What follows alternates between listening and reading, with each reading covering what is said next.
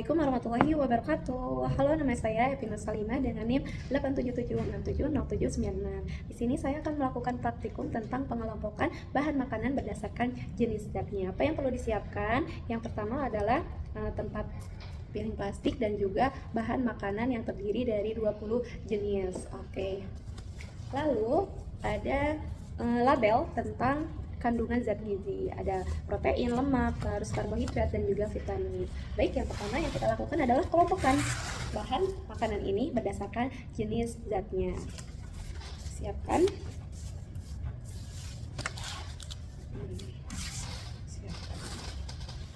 Di sini sudah saya siapkan untuk pengelompokannya. Yang pertama yaitu ada jagung, jagung termasuk dari karbohidrat. Lalu ada ubi jalar juga termasuk karbohidrat. Lalu ada kol, kol termasuk dari vitamin. Lalu wortel, wortel juga vitamin. Terung, terung juga vitamin. Lalu ada kornet, kornet ini bisa termasuk protein dan juga lemak ya. Kita simpan di lemak saja. Lalu ada tepung terigu termasuk karbohidrat. Lalu ada keju, keju termasuk protein. Lalu ada susu, susu juga termasuk dari protein. Lalu ada kentang, kentang ini karbohidrat ya. Lalu ada tomat, tomat ini termasuk dari vitamin. Lalu ada sini ada potongan ayam, ayam itu termasuk protein tapi bisa juga lemak ya. Kita simpan saja dulu di lemak. Lalu ada bayam. Lalu ada bayam. Yang ini termasuk dari vitamin ya. Vitamin. Lalu ada telur. Telur ini termasuk dari protein. Lalu ada kacang hijau juga termasuk dari protein. Ada pakcoy, pakcoy termasuk dari vitamin. Ada timun termasuk dari vitamin. Lalu ada labu siam, ini juga termasuk dari vitamin ya ternyata. Lalu ada tahu, tahu ini termasuk dari protein ya. Terus ada dan melinjo di sini termasuk dari protein. Ada buncis, buncis juga termasuk dari vitamin. Lalu ada bawang merah itu termasuk karbohidrat. Kalau misalkan ini bawang putih termasuk dari vitamin ya. Ada daun bawang termasuk vitamin. Ada seledri, seledri juga termasuk dari vitamin. Ada daun melinjo ini juga termasuk dari vitamin. Di sini juga ada kacang panjang termasuk dari vitamin.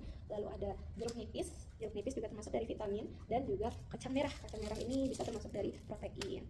Nah, dari bahan-bahan yang sudah kita siapkan tadi lalu dikelompokkan berdasarkan jenis zatnya, baik itu karbohidrat, protein, lemak, dan vitamin. Dari sini kita tuliskan dulu di lembar kerja.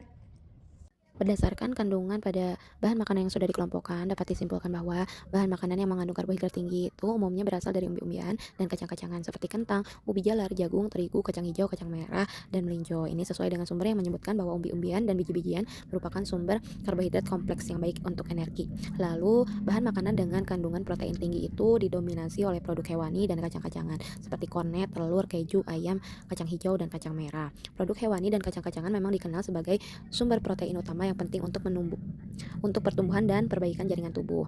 Lalu lemak tinggi juga ditemukan pada produk hewani dan biji-bijian seperti kornet, keju, telur, dan melinjo. Produk hewani biasanya mengandung lemak jenuh, sedangkan biji-bijian seperti melinjo mengandung lemak sehat yang dibutuhkan oleh tubuh. Lalu ada sayuran dan buah-buahan yang berwarna cerah, umumnya tinggi akan vitamin. Contohnya tomat, wortel, bayam, pakcoy, seledri, daun melinjo, lalu susu, kacang hijau, dan kacang merah, ubi jalar juga.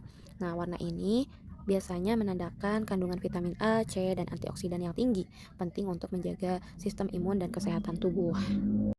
Praktikum yang kedua, di sini saya akan melakukan pengelompokan sayuran. Yang perlu disiapkan adalah berbagai jenis sayuran-sayuran dan juga label ya. Nanti kita akan mengelompokannya seperti sayuran kacang-kacangan, sayuran umbi, sayuran daun, sayuran buah, atau sayuran tunas. Baik, kita siapkan dulu, sampingkan ini semua.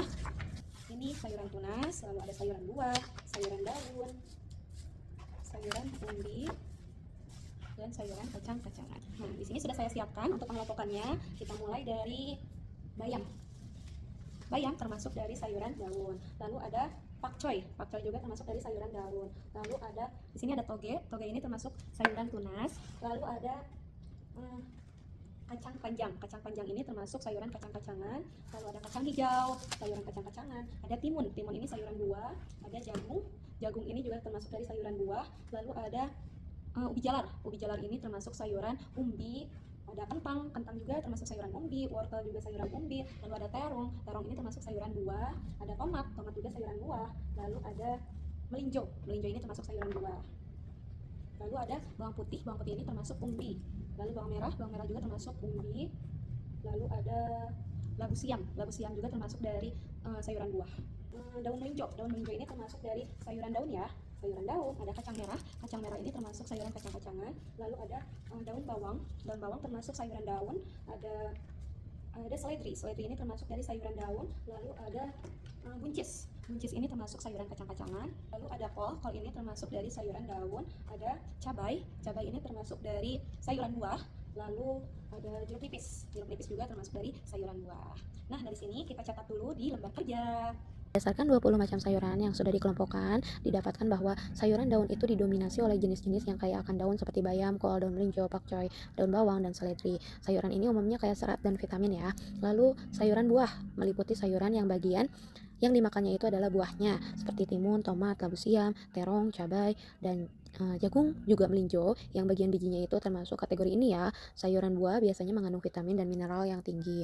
Lalu ada sayuran umbi, terdiri dari sayuran yang bagian yang dimakannya itu adalah akar atau umbinya seperti wortel, ubi jalar, kentang, bawang merah, bawang putih. Nah, sayuran ini merupakan sumber karbohidrat dan serat yang baik ya.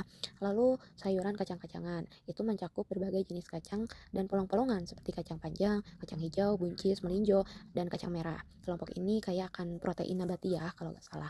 Lalu ada sayuran tunas. Nah, ini hanya diwakili oleh toge saja yang merupakan bagian tunas dan biji dari tanaman. Baik, sekarang saya akan membuat menu makanan berdasarkan 4 sehat, 5 sempurna. Di sini sudah saya siapkan bahan-bahan makanannya, ada kol, jagung, kentang, daun melinjo, lalu tomat, daun bawang, ada buncis, labu, terung, dan wortel, juga terigu. Nah, dari sini, dari bahan-bahan yang saya siapkan, saya akan membuat menu sayur sop ya. Yang kita butuhkan untuk membuat sayur sop, yang pertama ada wortel, lalu tomat, ada kol, lalu daun bawang daun, terus seledri, kentang, lalu buncis. Nah, ini untuk membuat sayur sop. Menu yang kedua, saya akan membuat sayur asam. Apa yang dibutuhkan? Yang pertama itu jagung. Ada jagung, kita juga bisa tambahkan kol ya untuk sayur asam. Lalu ada tomat, buah melinjo nih yang warna merah, terus daun melinjo. Ada daun melinjo. Lalu ada terung, ada labu siam, dan kacang panjang. Nah, di sini ada terigu. Untuk apa? Saya akan membuat bakwan. Bakwannya bisa pakai wortel dan juga nanti bisa dipakaikan kol. Ini untuk bakwan. Jadi hanya membutuhkan terigu, kol, dan juga wortel. Dari bahan-bahan ini, saya membuat 3 menu makanan berdasarkan 4 sehat 5 sempurna, yaitu yang pertama sayur sop, sayur asam, dan bakwan. Nah, bahan-bahan ini dari bahan-bahan ini kita tuliskan di lembar kerja. Menu makanan yang disusun sudah mencerminkan prinsip 4 sehat 5 sempurna karena mengandung berbagai zat gizi penting yang dibutuhkan tubuh seperti karbohidrat didapat dari kentang, terigu, jagung, melinjo yang berfungsi sebagai sumber energi. Lalu protein dari buncis, kacang panjang, dan melinjo baik untuk pertumbuhan dan perbaikan sel tubuh. Lalu vitamin sangat melimpah dari berbagai sayuran seperti wortel, kol, tomat, seledri, labu siam, daun bawang, terong, dan lain-lain. Lalu ada lemak, mungkin tidak dominan dalam bahan alami tetapi bisa berasal dari proses memasak, misalnya bakwan ya, yang menambah asupan energi dari lemak. Menu ini belum mencakup sumber protein hewani ya, seperti telur, ikan, atau daging. Karbohidrat tersedia cukup dari bahan pokok tambahan seperti kentang, jagung, dan terigu saja. Kesimpulannya yaitu pola makan yang sehat dan seimbang dapat dicapai dengan mengkonsumsi berbagai jenis makanan yang mengandung karbohidrat, protein, lemak, dan vitamin secara proporsional. Terima kasih.